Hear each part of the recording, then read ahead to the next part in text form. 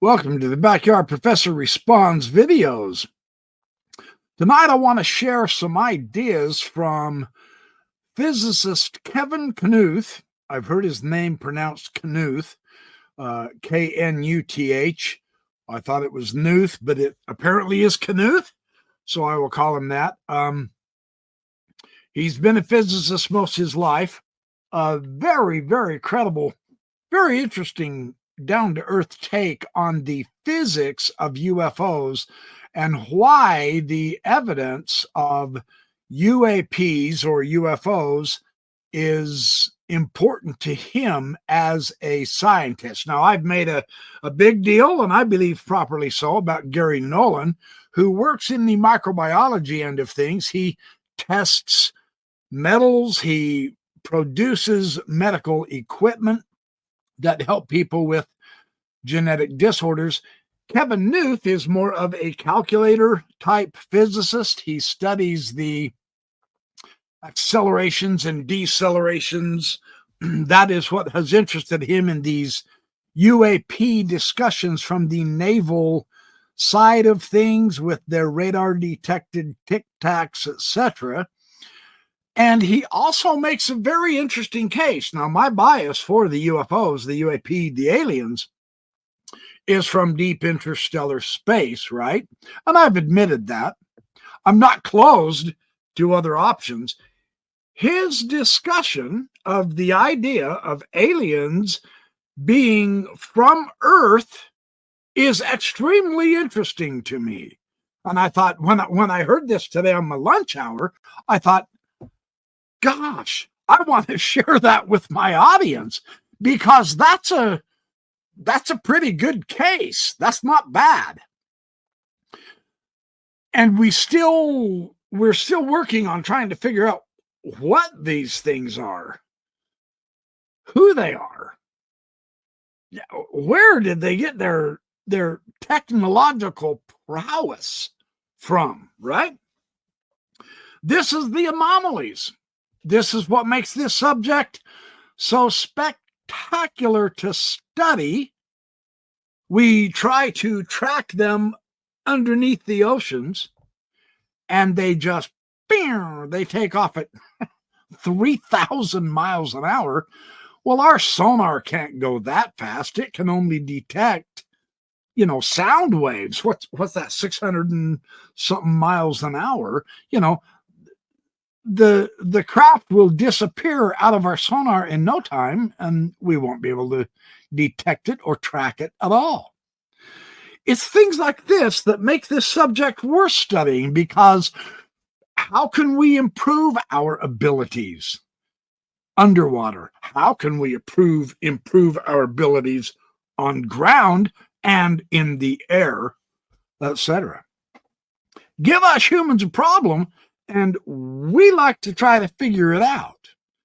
What, if nothing else, this entire subject is going to do for us is this going to force us to say, yeah, we're good, but we need to be better. We need to improve. We need to put our scientists on this and figure out how to make one of them little hot rod tic-tac babies. That way we can outrun the cops when they catch us speeding. No, the idea is don't do any speeding. Live within the law, right? So I've got a few clips that I want to share from the physicist Kevin Knuth, and then I'll share some of my ideas and oohs and ahs and wonder, and why I think it's significant what he says. Let's get on with this. But as to what these objects are, some of their UAP are a class of objects. They're unidentified, so they're probably multiple things. I mean, I've seen many pictures of purported UFOs that were birds, and as a bird watcher, I can spot them really quickly. That's a bird, and his wings are folded, and it's diving or in a weird position that, it makes it look strange, but it's a bird. And usually I can figure out what kind of bird it is, which is, better, or at least the genus, the type of bird. So I've seen pictures of swallows, lapwings, which are types of plovers, and gulls. are the three that I've seen pictures of that people thought were, interesting UFOs. Not that interesting. I've also seen bats. People taking pictures of bats and thinking they were UFOs. And vultures. Yeah. So there's five things, that I've been able to identify. But so not all of these things are interesting, right? Some of them certainly could be and probably were, objects being tested by aerospace companies or a government. So there could be tests or special programs that not everybody knows about. So certainly that's another class of objects that have been spotted. And but the ones that are really interesting, the ones that are moving at 40,000 miles an hour through the air without sonic booms, these are very strange. And I've believe that some of these are non-human craft, advanced craft.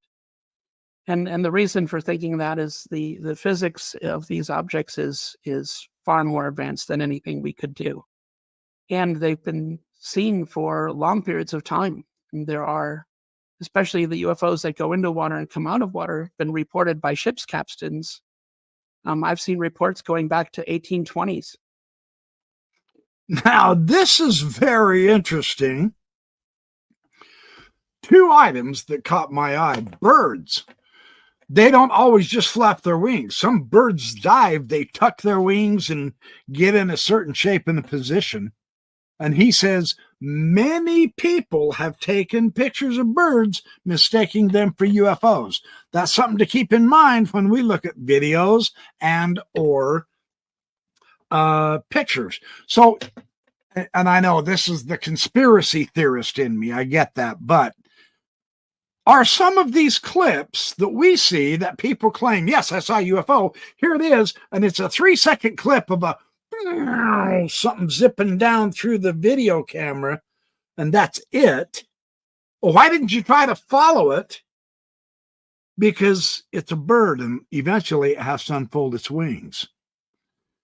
So again, the lesson here is being discriminatory, being careful, being real about what a UFO is. Yeah, because sometimes it's probably being fit into one of our preconceptions of what a UFO ought to look like. And by now we are well acquainted, if nothing else, with just a couple of my amateur video attempts to discern between an actual valid video or photo of a UFO and something that can be explained in a much more natural type setting. We have to be careful. But the other thing he said that was extremely interesting is the UFOs coming from the oceans dating back to the 1850s, 60s, 70s, 80s. Now, Richard Dolan has a book. I hope it's to press by now. He's mentioned it in several videos on USOs, unidentified submerged objects. 600 cases. I am so looking forward to that book.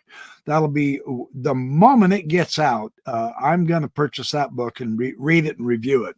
I'm very excited for that. So this is interesting because the implications of the records, and again, this is the value of studying the history of the UAPs. When we look back, we bring it up to today, and we look forward. We can hopefully establish patterns and ideas, whether from descriptions of a figure that comes out of a ship or the description of a ship, etc. But if we have descriptions dating back to the 1880s of these things coming up out of the water and then hovering over the ship and then taking off into the sky, what can that help us understand to a greater depth? Let him share this with you. I thought this was fabulous. Where the ship captain wrote in their log that a disc came out of or something like a saucer came out of the water next to the ship, hovered next to the ship for a few minutes, and then took off into the clouds. 1800s people are reporting these same things. So no, they're not Russian or Chinese in the 1800s. Or American. There's somebody else. And there's somebody seems to be, oh, I'm sorry. And these, so what are these somebodies like? They very probably live on Earth. Carl Sagan had a long time ago said that, and he was very skeptical of UFOs, and he said that he had a hard time imagining that an interstellar spacecraft was arriving at Earth every other week. And I would have a hard time believing that too. And right there already is a clue that they're not arriving from interstellar space every week. They're in the area already. And you can learn this when you look and see when there's a disaster of a sort. So the Fukushima nuclear power plant, when the tidal wave hit and you have had the radiation leakage, it was the next day there were UFOs in the area. So they got here within a day. Which means they're not coming from far away. They're coming from Earth, basically. So I think they're here, and they think they probably live here. And when you think about it, the fact that most military sightings, at least in the Soviet Union, when they released their reports, about 68% of the military sightings had to do with water, had to do with oceans and deep lakes. So they're very probably hanging out in our oceans. This has been a theme that's come up again and again. And when I've talked to people from our government, that's always the question. What are your capabilities for observing underwater? They always want to know that. Okay, this is just fascinating to me. It can't be Russian or Chinese because we have the historical records back to the 1800s describing the exact same situation from the same kind of people, sea captains, on the same kind of vessels, boats out in the oceans. And they're seeing these things go in and out of the water. So we know it's not our technology, and we know it's nobody else's on Earth, because it's been happening before we even acquired a technology of flight. Very significant, and this is why we want to approach and study the history of the UAPs. Not just, hey, give us quick proof. We want full disclosure.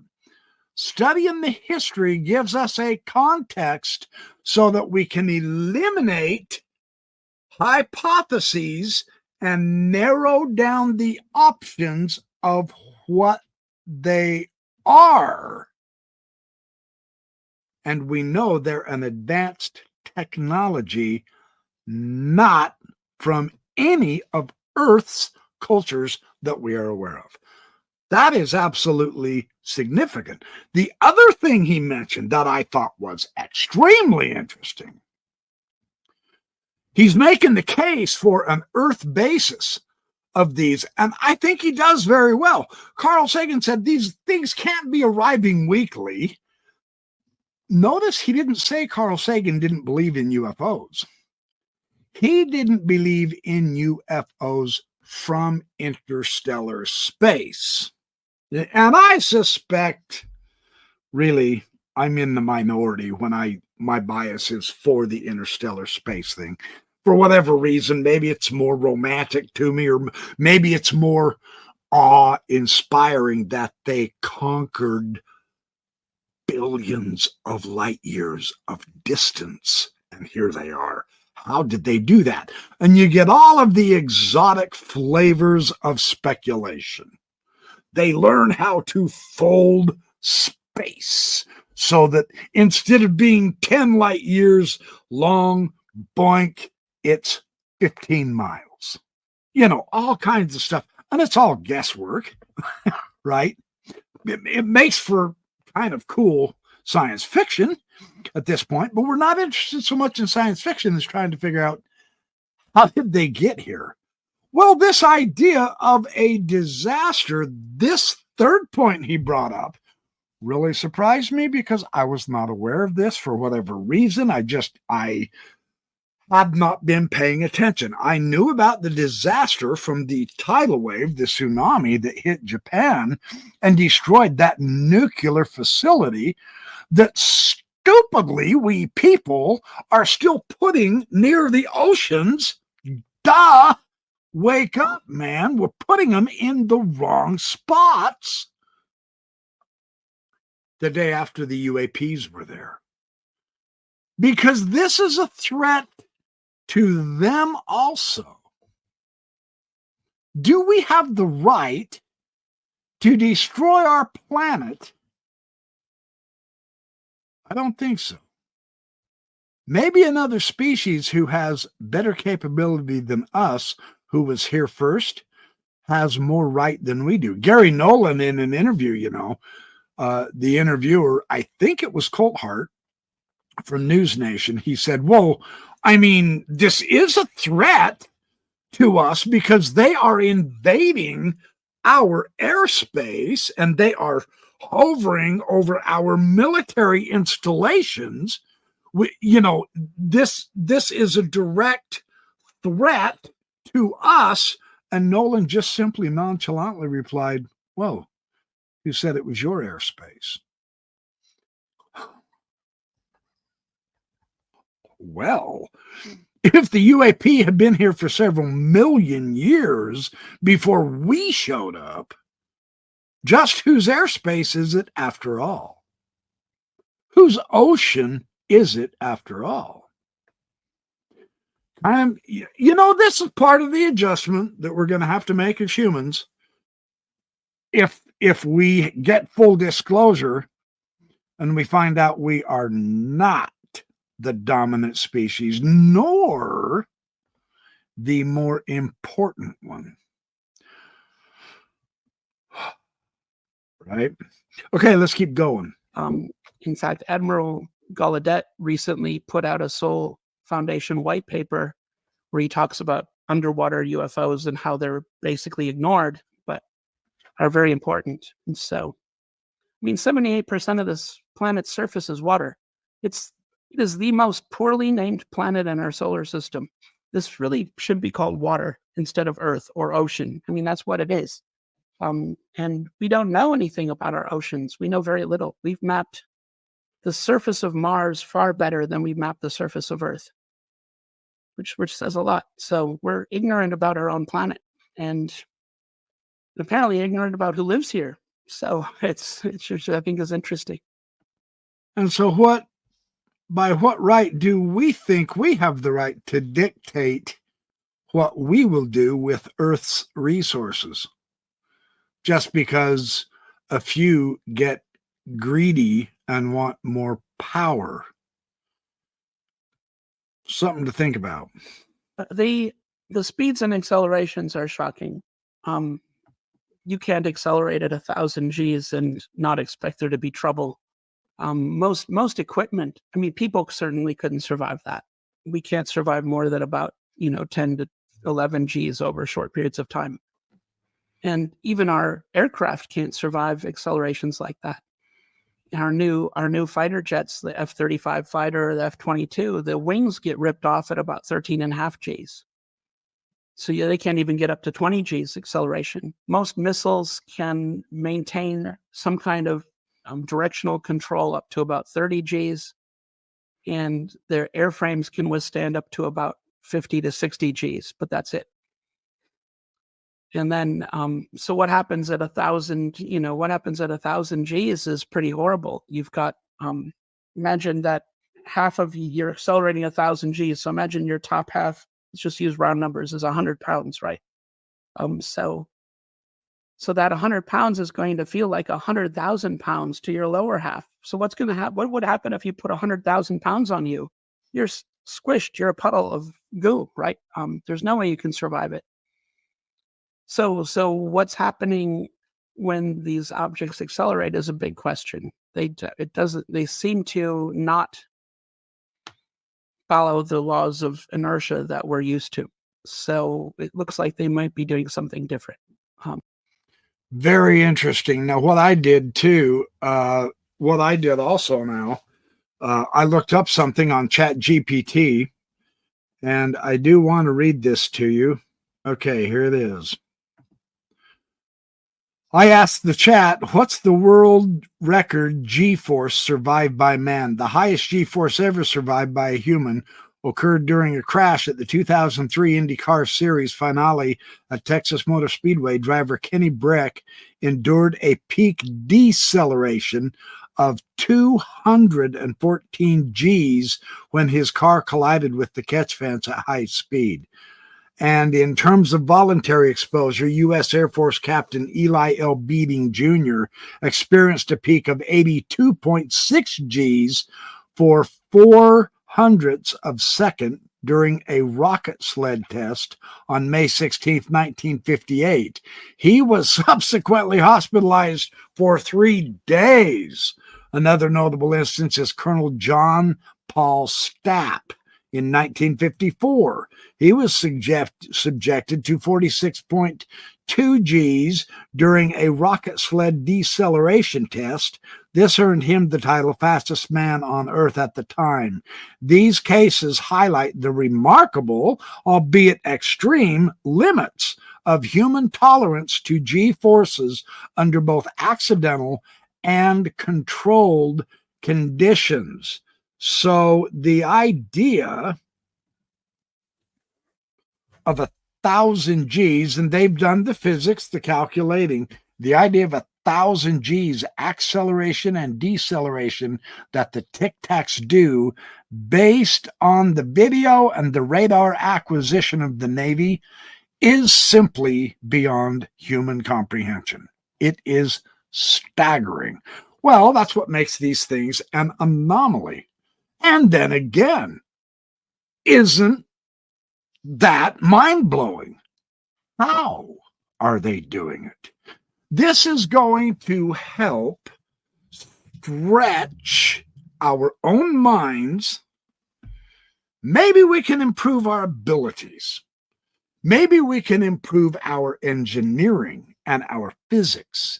This can benefit, help, and improve our own species just by taking an interest in it.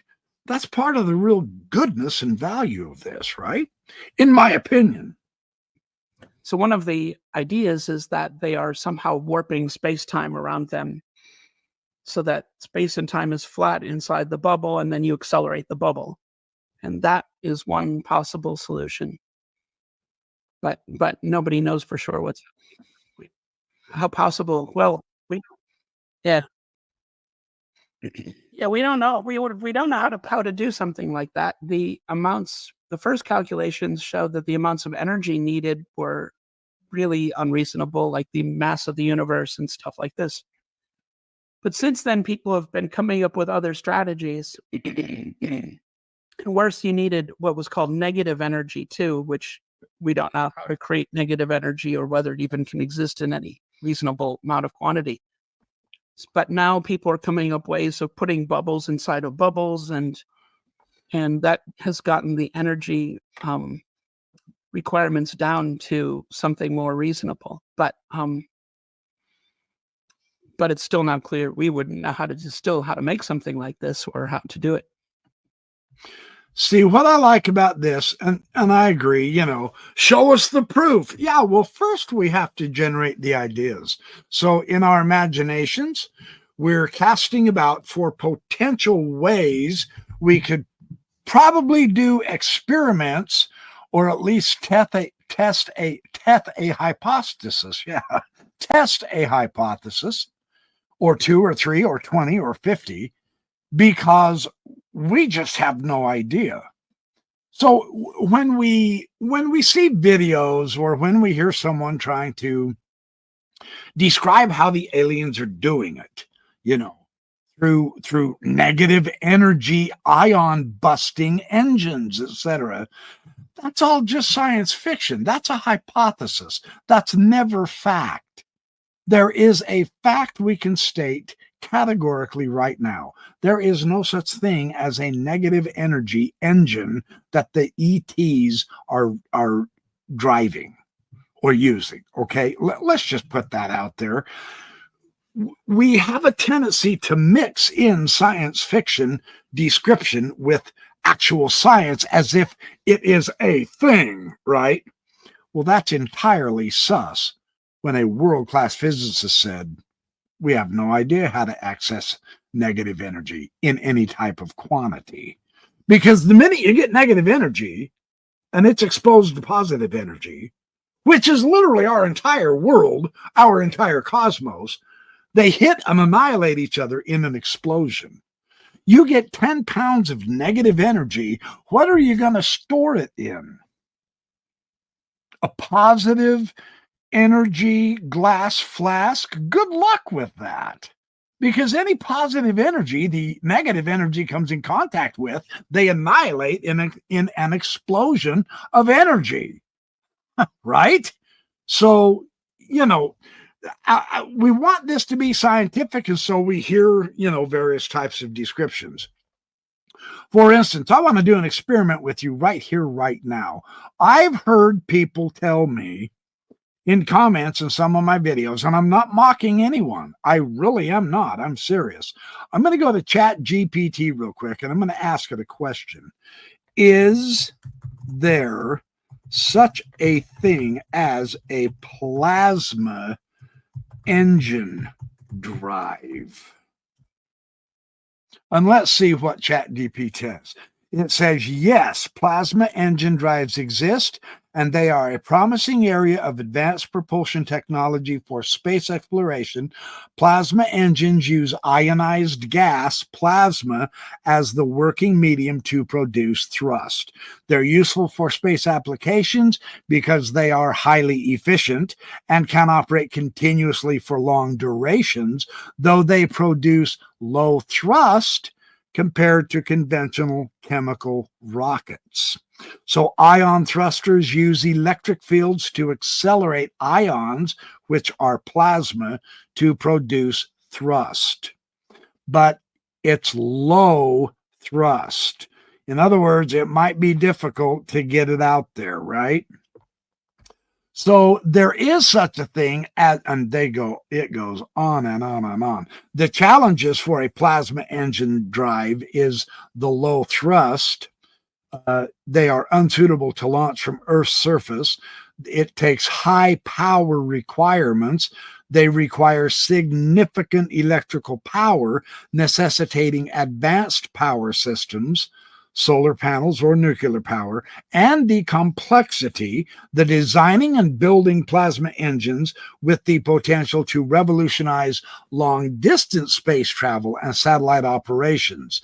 So there is a potential reality to using plasma engines, but there's significant difficulties associated with it.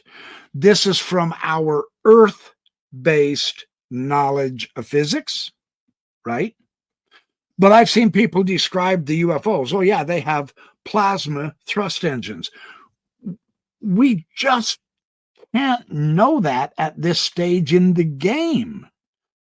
I know you want it to sound scientific and you need it to be advanced from us simply because of their capabilities, but we have no idea if that's even true or real, right? So again, we're excited. We've got some evidence. We want to have a better learning and an understanding. So this is where we're at this point. Let's keep going. When you see about the key factors that form the physics, like or design engineering, when you speculate about that, do you think it's a material that these craft use, or geometry, or the energy they use? What it is? Well, I think it could be a little of all of the features, because usually when you're engineering, you have to tweak all of those features. So it probably is. I don't think there's a single answer as to what's happening, but and we certainly don't know what that is at this point, so it's hard to speculate. The amount, you can estimate the amounts of energy involved, and in all cases, the amounts of energy are phenomenal. So the maneuvers that the Tic Tacs were making in the 2004 Nimitz encounter required about 1,000 gigawatts of power, which is more than the nuclear power output of the United States. So this one little craft, 40 feet across long, was producing more power than the entire nuclear power output of the United States. So again, you have to worry, how does that happen, right? And when it stops moving, that energy had to go somewhere. So where did all that energy go? There should have been an explosion. If it just stops, that energy has to go somewhere. But we can't explain that either. So there's a lot we can't explain, and that's what makes these things really, truly anomalous. So you're left with a situation, either it's really anomalous to the point where we can't explain any aspect of it, or we are so wrong in our data collection that the errors are almost unthinkable as well. So, because you have to think, how off would you have to be? How off would you have to be to get this to happen? And you would have to be so far off that you would just claim that radar just doesn't work. And this is a theme I know a lot of people really don't want to hear, and that's just tough because our scientists have no choice. We've got to be pretty humble. We've got to be, we just have to realistically recognize and notice the assumptions. The assumptions are about the energy acquisition and energy dispersal of the way these Tic Tacs are supposedly flying around. In Fravor's videos of the jets catching them on radar and calculating their speeds, and the way these Tic Tacs were just outrunning these fabulous jets in 2004, we really don't know a whole lot. And earlier in this interview, he said, we love to think that we're the gods of the planet and that we're the pinnacle of creation and so on and so forth. He said, I really don't think humans are all that smart at all. For millennia, we've been trying to solve problems and issues either for ourselves or between nations or whatever, and we've always resorted to the same stupid, short, dead-end answer: war. And we've been doing this for thousands of years. We're not all that smart at all. We don't hardly know how to cooperate in any manner in order to elevate all of humanity. We're just as dumb as dirt right now as we were back in Mesopotamia's day, 3000 BC. He didn't say it that way, I am, but that's the gist of his message. I'll leave a link to this wonderful interview. I've just shared just a couple of ideas with you from it, of Maui. She did a terrific job interviewing Dr. Knuth. I'll leave a link in the description. You can go look at this whole interview. For now, I just want to say what got me excited about Dr. Knuth is, one, he's down to earth. He's credibly real and realistic about what we know and what we don't know. In our self-vaunted arrogance, we've shot beyond the mark in our abilities, and now this comes along and utterly humbles us to the dust. And it's not comfortable. This interface between us and the UAPs is not comforting. And that, are we talking technologically? Yes, we're talking technologically. Are you talking religiously? Yeah, we're talking religiously. Are you talking philosophically and historically? Yes, that too. What if their lifespan is 50,000 years, while ours is only 70? Who has the high IQ now? We just are so in the process of continuing to be the student as a species, and we're not comfortable with that role. We want to be the masters of the universe. We don't even know our own planet yet. And we're talking about colonizing Mars. We really think that this superior technological civilization is going to let us do that? I mean, we're trying to destroy our own planet. Are they going to let us go out into space and throw down our Snickers wrappers and litter every flippin' planet in our solar system and drill for oil and destroy the mountain chains on other planets and suck out all their gas and so on and so forth to use just because we think we are gods? You know, the shift is likely to be seismically magnificent as a death blow to our egos. And that may very well be the UAP's greatest gift to mankind at this point. So thanks for watching my BYP Responds videos. I will have a lot more for you as I have the time. Happy Thanksgiving tomorrow, everybody. I hope you eat like crazy like I will. I'll be back with more just as soon as I can. Have a great night.